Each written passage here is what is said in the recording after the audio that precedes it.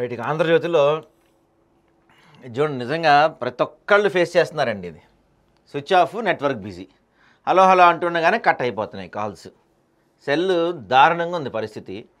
ఏంది, ఒకప్పుడు క్వాలిటీ ఇస్తానికి పోటీ పడేవాళ్ళు కంపెనీ వాళ్ళంతా. ఈ రోజుల్లో ఏమైంది, ఫస్ట్లో మనకి బిస్కెట్లు వేశారు, ఫ్రీ ఫ్రీ ఫ్రీ ఫ్రీ, సంవత్సరం ఫ్రీ, 6 నెలలు ఫ్రీ, రెండు అని బిస్కెట్లు వేశారు. మనం అలవాటు పడ్డాం. ఇప్పుడు అయిపోయింది. తీరా సీన్ కట్ చేస్తే మనకు తెలవకుండానే అప్పట్లో కానీ ఇప్పుడు ఎక్కువ బిల్స్ కడుతున్నాం.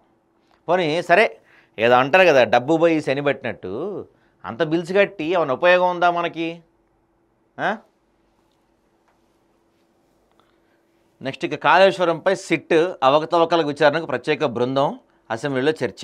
అదే ఆ కాళేశ్వరం దాని గురించి అసెంబ్లీలో చర్చ పెట్టబోతారంట.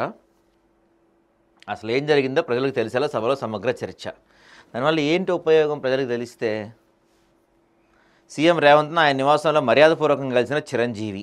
ఎందుకు కలిశారో మరి, ఊరకే గలవరుగా మహానుభావులు, ఏదో కారణం గట్టిగానే ఉందేమో మరి.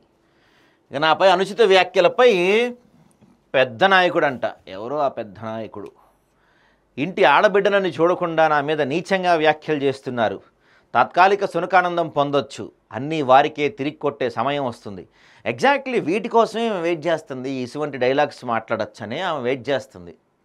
వర్కౌట్, సింపతి వర్కౌట్ చేసుకోవచ్చు కదా. సర్కార్ నిర్ణయాలపై ఏం చేద్దాం, ఫామ్ హౌస్లో పార్టీ నేతలతో కేసీఆర్ భేటీ అంట. ఈ కాళేశ్వరంది రిపోర్ట్ వచ్చింది కదా, అందుకని నిన్న పైగా సండే అందరినీ కూర్చోబెట్టుకొని ఓ పెగ్గు పోసి, మరి ఏంది కథ, మనల్ని ఏమైనా అరెస్ట్ చేస్తారంటావా, ఏంది పరిస్థితి, ఏంది, అరెస్ట్ చేయకుండా ఏం చేయాలి, ఇట్లాంటివన్నీ మాట్లాడుండొచ్చు మరి వాళ్ళు. ఎల్బీ నగర్, హయత్ నగర్ ఎలివేటెడ్ కారిడార్ అంటండి. 8 లేన్లతో డబుల్ డెక్కర్ ఎలివేటెడ్ కారిడార్ అంట. విజయవాడ హైవేలో ఎల్బీ నగర్ నుంచి హయత్ నగర్ రైల్వే స్టేషన్ వరకు నిర్మాణం. 5.5 కిలోమీటర్ల దూరం, 650 కోట్ల ఖర్చు అంట. అబ్బో, అయితే బాగానే ఉంటుంది కానీ అయిద్దా ఇంత? కాంగ్రెస్ గవర్నమెంట్ అయితే నాకు నమ్మకం లేదు సార్. మరి స్కానింగ్ కేంద్రాలపై పర్యవేక్షణ ఏది